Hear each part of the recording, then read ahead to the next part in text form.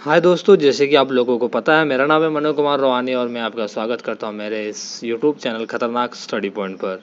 और आज के इस वीडियो पर हम समझेंगे और जानेंगे कि जो भारत के नया मंत्रिमंडल बना है और जिसमें परिवर्तन हुआ है, उन परिवर्तनों को हम कैसे याद करें। यानी जो नए नए मंत्री बनाए गए हैं उसे मैं सरल भाषा और मज़ेदार ट्रिक के साथ आपको इस वीडियो में बताने जा रहा हूँ। तो बने रहे मेरे साथ इस वीडियो पर। तो दोस्तों, पहला क्वेश्चन है कि भारत के नए रेल मंत्री कौन है। तो दोस्तों, इसके लिए मैं एक मज़ेदार ट्रिक आपको बताने जा रहा हूँ। अश्वनी वैष्णव, जैसे कि हमें पता है कि भारत के नए रेल मंत्री बना है, तो ये जो अश्वनी लिखा हुआ आपको नज़र आ रहा है, इससे मतलब थोड़ा थोड़ा आवाज़ आ रही है अश्विन की। अश्विन कौन है? भारतीय क्रिकेटर है जो एक बॉलर के रूप में मतलब भारत को रिप्रेजेंट करता है। वो अश्विन काफ़ी लंबा है और बॉल को अजीब तरीक़ा से फेंकता है, मतलब टेढ़ा मेढ़ा फेंकता है। और हम आपको ट्रिक बताने जा रहे हैं कि जैसे कि रेल मंत्री यानी रेल यानी ट्रेन, वो क्या होता है, काफ़ी लंबी होती है और टेढ़ी मेढ़ी भी चलती है, यानी लंबी और टेढ़ी मेढ़ी। और क्या यह अश्वनी जो है और जो अश्विन है, अश्विन भी काफ़ी लंबे हैं और वो भी बॉल टेढ़े मेढ़े फेंकते हैं। तो आपको पता चल जाएगा कि रेल मंत्री यानी रेल टेढ़ा चलता है और लंबा होता है, और अश्विन जो है वो भी लंबे हैं और टेढ़े बॉल फेंकते हैं। इसका मतलब अश्वनी वैष्णव इसका राइट आंसर होगा। दूसरे क्वेश्चन को समझते हैं कि भारत के नए कानून और न्याय मंत्री कौन है। तो दोस्तों, इसके लिए मैं ट्रिक बता रहा हूँ आपको कि जैसे कि मान लीजिए कोई भी व्यक्ति है, वो कानून के पास जाता है न्याय के लिए। अगर वो उसे कानून के द्वारा न्याय मिल जाती है तो एक नई किरण मिल जाती है, यानी वो अंधकार से किरण की ओर आ जाता है।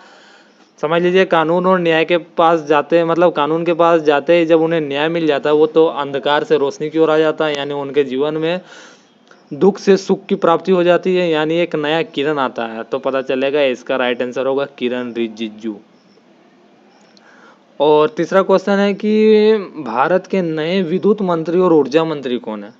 तो इसका राइट आंसर है राजकुमार सिंह। इसके लिए ट्रिक क्या हो सकती है? इसके लिए ट्रिक है दोस्तों, इसके लिए ट्रिक है कि आप मतलब अनुमान कीजिए कि अगर कोई विद्युत मतलब बिजली विभाग में काम करता हो, समझिए अगर कोई बिजली विभाग में काम करता हो तो उसके पास क्या होता है, कंट्रोल होता है कि कभी भी किसी का भी लाइन काट सकता है, किसी भी एरिया का लाइन काटने का मतलब उसके पास होता है कंट्रोल। यानी वो एक तरफ से राज करता है पूरे एरिया पर, जब चाहे किसी का भी लाइन काट देगा, जब चाहे कहीं का भी लाइन दे देगा। तो दोस्तों, विद्युत मंत्री यानी हम लोग समझेंगे इससे रिलेट करके कि विद्युत यानी विद्युत विभाग में जो भी काम करता है वो राज करता है, क्योंकि वो किसी का भी काट सकता है लाइन। ये था तीसरा ट्रिक। चौथा ट्रिक है दोस्तों, पेट्रोलियम और प्राकृतिक गैस मंत्री कौन है। तो इसके लिए भी ट्रिक है दोस्तों, जैसे कि हमें आज सबसे पहले पता है कि अभी नए जो बने हैं पेट्रोलियम और प्राकृतिक गैस मंत्री, उसका नाम है हरदीप सिंह। तब इसके लिए ट्रिक क्या हो सकती है? इसके लिए ट्रिक है कि हमें पता है कि आज के समय में पेट्रोलियम यानी पेट्रोल कितना महंगा होते जा रहा है। तो ऐसे में क्या करता है, एक व्यक्ति है, वो क्या करता है कि पेट्रोलियम के जगह में प्राकृतिक गैस का यूज करने लगा। बोला कि भाई साहब, मेरे पास उतने पैसे नहीं हैं, मैं क्या करता हूँ प्राकृतिक गैस का यूज करूँगा पेट्रोल के जगह में। तो क्या किया कि वो प्राकृतिक गैस का यूज करने लगा और सोचा कि आगे चलकर शायद कीमत और बढ़ेगी तो मुझे अधिक फ़ायदा होगा, तो क्यों ना मैं पेट्रोल को स्टोर करके रख लूँ। तो क्या किया, उन्होंने डिब्बा उब्बा में डाल दिया पूरा पेट्रोल। फिर भी पेट्रोल वो बच जा रहा था, तो क्या किया वो कि अपने घर में दीपावली का दीप बचा हुआ था, यानी दीपावली ख़त्म हुई थी तो उसके पास कई दीप बड़े बड़े उसके पास थे घर में। तो उन्होंने क्या, हर एक दीप में पेट्रोलियम भरने लगा। समझिए, हर एक दीप में पेट्रोलियम भरने लगा, प्राकृतिक गैस का यूज़ किया, यानी हर दीप पर। तो समझ लीजिए हरदीप सिंह जो है वो पेट्रोलियम और प्राकृतिक गैस मंत्री हैं। आशा करता हूँ कि आपको मेरा ट्रिक अच्छा लगता होगा। तो अब अगले को समझते हैं, अगले पॉइंट को। अगला पॉइंट है कि पर्यावरण, वन और जलवायु परिवर्तन मंत्री कौन है। तो भारत के नए पर्यावरण, वन और जलवायु मंत्री का नाम है भूपेंद्र यादव। अब इसके लिए मैं ट्रिक बनाया हूँ दोस्तों कि हमें पता है कि यादव जो लोग होते हैं वो काफ़ी शक्तिशाली होते हैं, उनका संगठन काफ़ी मजबूत होता है। ये यादव के पावर को दर्शाता है। तो क्या किया कि नरेंद्र मोदी ने बोला कि यादव लोग को हम लोग दे देंगे कि आप लोग पर्यावरण, वन और वन वगैरह का सुरक्षा कीजिए, पर्यावरण का सुरक्षा कीजिए। अब जब यादव लोग वहाँ गार्ड करने लगा तो क्या हुआ कि कोई वन को क्षति नहीं पहुँचा रहा था। पर्यावरण में जब वो अंदर आया गार्ड के लिए, तो इससे क्या हुआ था कि प्लस पॉइंट कि उनका पर्यावरण भी शुद्ध होता था, वन भी वन भी अच्छे थे, और जलवायु परिवर्तन, यार जलवायु परिवर्तन नहीं, यानी जलवायु परिवर्तन भी नहीं होता था कि क्योंकि यादव लोग हैं वो किसी को पेड़ काटने नहीं देते थे, किसी को लकड़ी तोड़ के ले जाने नहीं देते थे। तो समझ लीजिए पर्यावरण, वन और जलवायु, यानी यहाँ पर कौन गार्ड कर रहा था? यादव लोग गार्ड कर रहा था। तो उनका नाम क्या हो सकता है? भूपेंद्र यादव। 6 नंबर का क्वेश्चन कुछ इस प्रकार है दोस्तों कि भारत के नए मत्स्य पालन, पशुपालन और डायरी मंत्री कौन है? तो दोस्तों उनका नाम है पुरुषोत्तम रूपाला। अब मैं इसके लिए आपको एक सिंपल सा ट्रिक बताता हूँ कि पुरुषोत्तम भगवान को कौन नहीं जानता है। अगर आप एक हिंदू हो तो आपको इसकी जानकारी अच्छी तरह से होगी। पुरुषोत्तम भगवान थे, यानी उनके पास रूप बदलने का भी शक्ति होगा। तो वो रूप बदलते थे, मत्स्य यानी मछली बन जाते थे और किसी भी पशु का रूप वो धारण कर सकते थे। तो सीधा समझिए कि मछली और पशु का रूप धारण करने यानी रूपाला, रूप धारण करने की क्षमता किसके पास थी? पुरुषोत्तम भगवान के पास थी। तो पुरुषोत्तम रूपाला इसका राइट आंसर हो जाएगा। और पशु को पालने लगे तो आप भी पुरुषोत्तम रूपाला यानी पुरुषोत्तम के रूप की तरह दिखने लगेंगे, यानी पुरुषोत्तम रूपाला। अगला क्वेश्चन है दोस्तों कि भारत के स्वास्थ्य और परिवार कल्याण मंत्री कौन है? तो उनका नाम है मनसुख मंडाविया। इसके लिए मैं एक ट्रिक बताता हूँ दोस्तों कि जब किसी भी परिवार के सदस्यों का स्वास्थ्य अच्छा हो तो क्या होता है कि उस परिवार में सुख छाया रहता है, मंडराया रहता है। समझ लीजिए, अगर परिवार स्वस्थ हो तो मन में सुख मंडराया रहता है, सभी खुश रहते हैं। तो इसका राइट आंसर हो जाएगा मन में सुख मंडराया रहता है, यानी मनसुख मंडाविया। अगला क्वेश्चन है दोस्तों भारत के संस्कृति मंत्री, पर्यटन मंत्री कौन है? तो इसके लिए मैं एक ट्रिक बताने जा रहा हूँ दोस्तों कि सबसे पहले इसका उत्तर जान लीजिए। इनका उत्तर है जी किशन रेड्डी। किशन से हम लोग रिलेट करेंगे कृष्ण भगवान। तो पुराने समय में क्या होता था कि कृष्ण भगवान रासलीला रचाते थे और कई सांस्कृतिक प्रोग्राम हुए अपने दोस्तों के साथ मिलकर किया करते थे। तो ऐसे में क्या होता था कि दूर दराज से पर्यटन के रूप में लोग आते थे, चाहे अलग गांव से हो, अलग स्टेट से हो या फिर आउट ऑफ इंडिया से हो। बहुत से लोग आते थे इन सांस्कृतिक कार्यक्रमों को देखने के लिए, क्योंकि श्री कृष्ण द्वारा हमेशा सांस्कृतिक कार्यक्रम किया जाता था। तो क्या होता था कि सांस्कृतिक कार्यक्रम किया जाता था तो पर्यटन के रूप में लोग आते थे, और ये सांस्कृतिक कार्यक्रम कौन करता था? कृष्ण जी करते थे। तो इसका राइट आंसर हो जाएगा जी किशन रेड्डी। अब अगले क्वेश्चन को समझते हैं। अगला क्वेश्चन है कि भारत के सूचना और प्रसारण मंत्री कौन है? यानी सूचना और प्रसारण, उनका नाम है अनुराग सिंह। इसको कैसे याद करते हैं? उदाहरण के लिए मान लीजिए कि हमारे भारत में अचानक क्या होता है कि सारा टेक्नोलॉजी, मतलब सूचना भेजने का सारा टेक्नोलॉजी भंग हो जाता है, काम नहीं करता। तो ऐसे में क्या करें? तो ऐसे में होता यह है कि मान लीजिए कि ना हम लोग के पास मोबाइल है, ना रेडियो है, ना माइक है, कुछ नहीं है, बॉक्स वगैरह कुछ नहीं है। तो ऐसे में क्या करता है कि एक सिंह यानी एक शेर को लाया जाता है।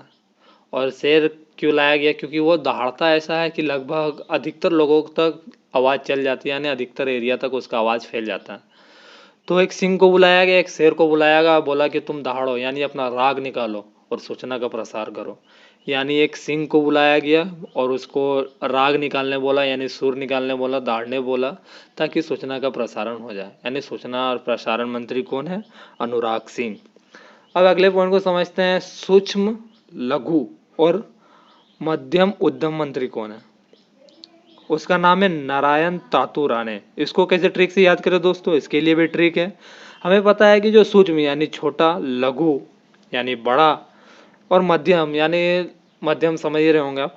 तो ऐसा उद्यम यानी उद्योग, यानी क्या कह सकते हैं, इंडस्ट्री का जो मालिक रहता है उसका तो नारायण ही होगा, क्योंकि नारायण शब्द से हम लोग भली बात ही परिचित हैं।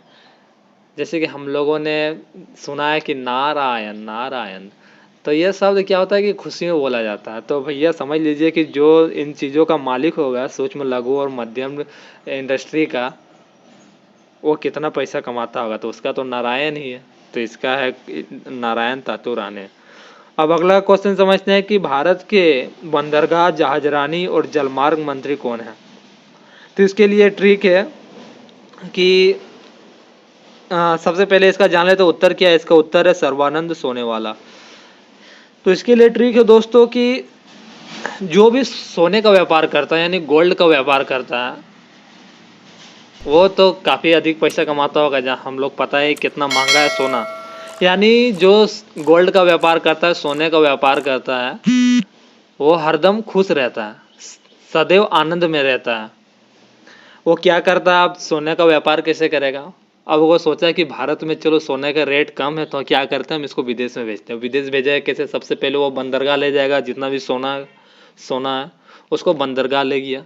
बंदरगाह से फिर क्या किया कि जलमार्ग द्वारा, यानी जो समुद्र है उस जलमार्ग द्वारा क्या किया कि लोड कर दिया अपना सोने को, और जहाज रानी द्वारा भेज दिया गया, यानी जहाजे से न भेजेगा। तो क्या किया कि जो भी सोने का व्यापार किया वो जलमार्ग द्वारा, जहाज रानी द्वारा, बंदरगाह से, तो उसको काफ़ी ज़्यादा पैसा मिला, अधिक पैसा कमाया। तो क्या किया कि वो आनंद हो गया, सदैव वो आनंद में रहने लगा, क्योंकि काफ़ी पैसा कमा लिया वो। तो इससे क्या पता चलता है कि बंदरगाह, जहाज रानी और जलमार्ग मंत्री है सर्वानंद सोने वाला, यानी जो सोने का व्यवहार करता है वो सदैव आनंद में रहता है। अब अगला पॉइंट को समझते हैं, अगला क्वेश्चन को, सामाजिक न्याय और अधिकारिता मंत्री कौन है। इसका नाम है वीरेंद्र कुमार। हम लोग जानते हैं वीरेंद्र, वीरेंद्र से समझिए वीरेंद्र सहवाग, जो कि चश्मा पहनकर बैटिंग करते हैं। और हम लोग के मानसिकता क्या है कि जो चश्मा पहनता वो काफ़ी पढ़ा लिखा होगा, पढ़ता होगा ही।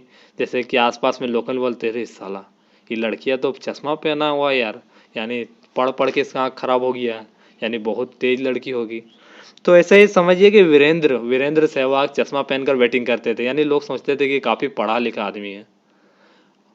तो बहुत से लोग बोलते थे कि अगर इसको हम लोग अपना मंत्री मंत्री बना दें, आमने सामने का मुखिया विधायक बन जाएगा, तो क्या करेगा कि ये सामाजिक न्याय लाएगा, क्या कि पढ़ा लिखा है, चश्मा पहनता ही, और हमारे अधिकार का बात करेगा।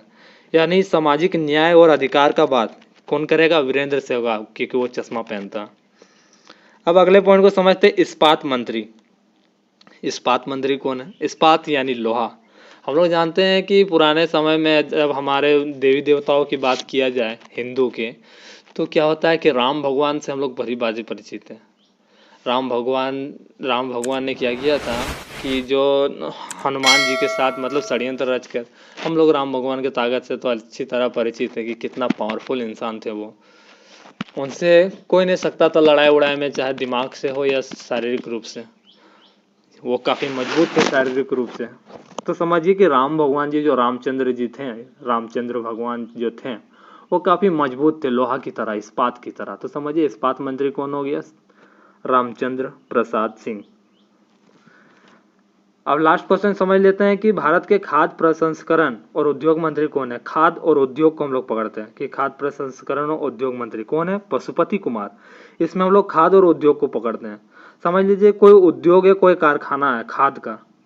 हम लोग पता है कि खाद आज के समय में कितना चल रहा है एरिया में, क्योंकि हमारा भारत एक कृषि प्रधान देश है। लोग यहाँ कृषि करते हैं, और कृषि में क्या होता है कि कीड़ा मकोड़ा पेड़ पौधों पर हमारे लग जाता है, तो इससे क्या होता है कि फसल खराब हो जाती है, तो लोग खाद बहुत अधिक मात्रा में खरीदते हैं। ऐसे में मान लीजिए कि आपने एक फैक्ट्री खोला, एक उद्योग खोला, एक कारखाना खोला, और उसमें खाद बनाना स्टार्ट किया, और खाद का आपका व्यापार होने लगा, तो क्या होगा आपको कि बहुत अधिक पैसा मिलेगा, आप लखपति बन जाएंगे। तो समझिए लखपति से पशुपति, यानी जब आप उद्योग खोलेंगे खाद का तो आप लखपति बन जाएंगे, और लखपति को रिलेट कर दीजिए पशुपति से, तो पशुपति कुमार इसका राइट आंसर हो जाएगा। तो आशा करता हूँ दोस्तों ये मेरा पहला ट्रिक वाला वीडियो आप लोगों को अच्छी लगी होगी। अगर अच्छी लगी होगी तो हमारे इस वीडियो को एक लाइक कर दे, हमारे चैनल को सब्सक्राइब कर दे, और ठीक बगल में सब्सक्राइब बटन के एक बेल आइकन होगा, उसे दबा दें, ताकि आपको इस तरह का वीडियो आगे भी मिलते रहे। धन्यवाद दोस्तों, मेरा नाम है मंडू कुमार वानी, फिर मिलते हैं अगले वीडियो पर।